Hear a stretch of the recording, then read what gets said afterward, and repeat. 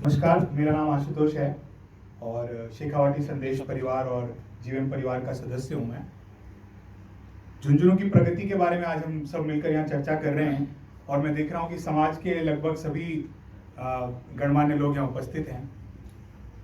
मुझे आने में थोड़ी देर हो गई तो यहाँ क्या चर्चा हुई मुझे जानकारी नहीं है, लेकिन मेरा मानना यह है कि किसी भी शहर की जो प्रगति होती है वो वहाँ के युवाओं पर निर्भर करती है। और झुंझुनू के बारे में अगर हम देखें तो युवाओं का जो पलायन है वो बाहर की तरफ हो रहा है, तो उसको हम किस तरीके से रोक सकते हैं। युवाओं को झुंझुनू में रहकर उनको कार्य करने के, व्यापार करने की उनको कैसे अवसर दिए जा सकते हैं, किसी भी तरीके से उन युवाओं को कैसे रोका जा सकता है। क्योंकि मेरा मानना है कि शहर की प्रगति के लिए 3 चीजें बहुत आवश्यक है। पहला है प्रतिभा, जिसके रूप में हम युवाओं को ले सकते हैं। जो हम देखते हैं कि बहुत सारे सीएज हमारे यहाँ से निकलते हैं। किसी भी रिजल्ट की अगर आप टॉप रैंक्स देखें तो हमारे झुंझुनू से बहुत सारी निकलती हैं। तो प्रतिभा की हमारे यहाँ कोई कमी नहीं है और उस प्रतिभा की हमें ज़रूरत है झुंझुनू में। तो उस प्रतिभा को कैसे हम रोक सकते हैं, इस पर हम सब विचार करें। उसके बाद जो दूसरी चीज़ है वो है पूंजी, और पूंजी की भी मुझे लगता है झुंझुनू में कोई कमी नहीं है।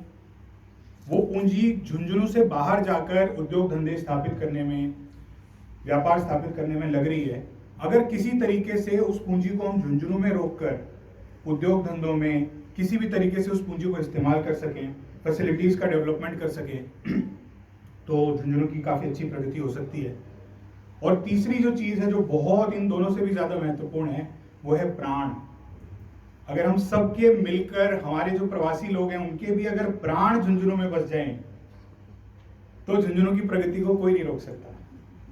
तो प्रतिभा, पूंजी और प्राण, इन तीनों चीजों का समावेश करके अगर हम झुंझुनू में लगा सकें तो हमारा जो झुंझुनू है वो विश्व के मानचित्र पर निश्चित रूप से आ सकता है। इसमें कुछ सजेशंस भी हैं मेरे। जैसे जो प्रवासी लोग हैं हमारे, सूरत, मुंबई, कलकत्ता, बहुत जगहों पर हमारे उद्योग धंधे हमारे झुंझुनू के लोगों के चलते हैं, उनके लिए झुंझुनू एक आउटसोर्सिंग हब बन सकती है। ऐसी बहुत सारी चीजें हैं जिनका उन स्थानों पर, कलकत्ता, मुंबई में होना उन लोगों के लिए भी एक्सपेंसिव है। उन लोगों को रियल एस्टेट चाहिए।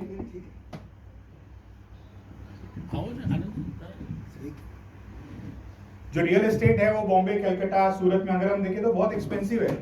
तो ऐसी बहुत सारी बिजनेस की एक्टिविटीज है जिनको हम आउटसोर्स कर सकते हैं। और उसमें जो सबसे बड़ी एक्टिविटी है वो हमारी अकाउंटिंग है। हमारे यहाँ बहुत सारे सीएज हैं, बहुत अच्छे अच्छे सीएज हैं, टॉप रैंकर्स हैं सीएज में।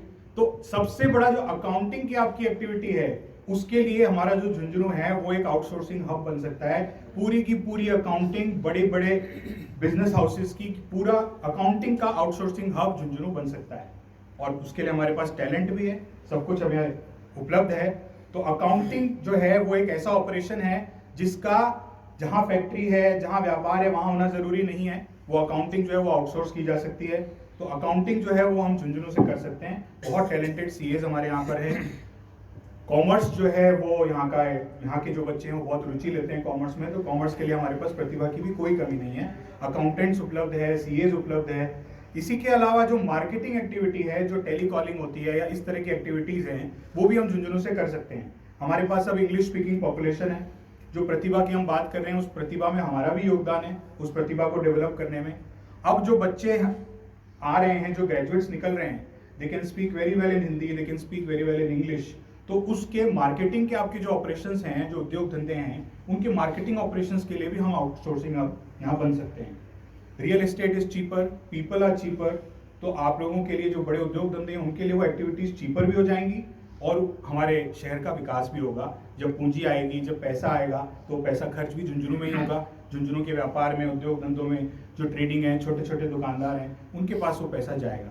तो मेरा मन यही है कि ये तीनों चीजें अगर हम किसी तरीके से, प्रतिभा, पूंजी और प्राण को झुंझुनू में हम ला सकें तो झुंझुनू की प्रगति निश्चित रूप से हो सकती है।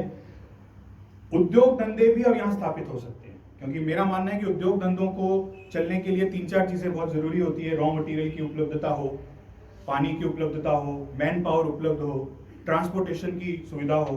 तो आई थिंक इसमें से काफ़ी कुछ अब झुंझुनू के अंदर उपलब्ध है। टैलेंटेड मैन पावर है हमारे पास जो हर तरह के उद्योग धंधों में आपकी हेल्प कर सकते हैं। स्किल्ड मैन पावर चाहिए हमें, लेबर क्लास चाहिए, हर सब कुछ यहाँ झुंझुनू के अंदर उपलब्ध है। रियल एस्टेट बहुत आराम से उपलब्ध है, एग्रीकल्चर बेस्ड इंडस्ट्रीज यहाँ पर लग सकती हैं। तो बहुत सारी अपॉर्चुनिटी झुंझुनू में है। ट्रांसपोर्टेशन की भी अब झुंझुनू के अंदर बहुत अच्छी सुविधा हो गई है। अब ट्रेन्स की बहुत अच्छी कनेक्टिविटी है, बसेज है, रोड्स के नेटवर्क बहुत अच्छे बन चुके हैं। Jhunjhunu is well connected with Delhi. आराम से हम 3.5 से 4 घंटे में गुड़गांव टच कर सकते हैं, 2.5 से 3 घंटे में हम जयपुर टच कर सकते हैं। तो ट्रांसपोर्टेशन की भी बहुत अच्छी सुविधा है। रॉ मटेरियल भी यहाँ पे जिस तरह का रॉ मटेरियल आसपास में उपलब्ध है उस तरह के उद्योग धंधे हम स्टेब्लिश कर सकते हैं। उनमें मेनली एग्रीकल्चर बेस्ड चीज़ें हैं जो वो हम यहाँ पे कर सकते हैं। हैंडीक्राफ्ट्स यहाँ पे बहुत अच्छे बन सकते हैं। प्लस जैसा उन्होंने कहा कि टूरिज्म बहुत अच्छा डेवलप हो सकता है। जो प्रवासी लोग हैं वो धीरे धीरे करके जब यहाँ प्राण बसाएंगे, और उसके लिए एक सजेशन उसके लिए भी है मेरा कि आप लोग जो प्रवासी लोग हैं, हमारे रिश्तेदार जो बाहर रहते हैं, उनसे अगर हम किसी तरीके से ये बात पहुंचा सकें कि अपने घर की शादियां वो झुंझुनू में करना शुरू करें। जब वो अपने घर की शादियां झुंझुनू में करना शुरू करेंगे तो पूरा कुनबा जुटेगा, पूरा कुनबा झुंझुनू से जुड़ेगा, और जब वहां पे सब मिलकर बैठेंगे, सेलिब्रेशन करेंगे, तब वो प्राण हम झुंझुनू में जोड़ पाएंगे। तो मेरा बस ये रिक्वेस्ट है कि किसी तरीके से हम इन 3 चीजों को झुंझुनू में जोड़ें: प्रतिभा, पूंजी और प्राण। धन्यवाद।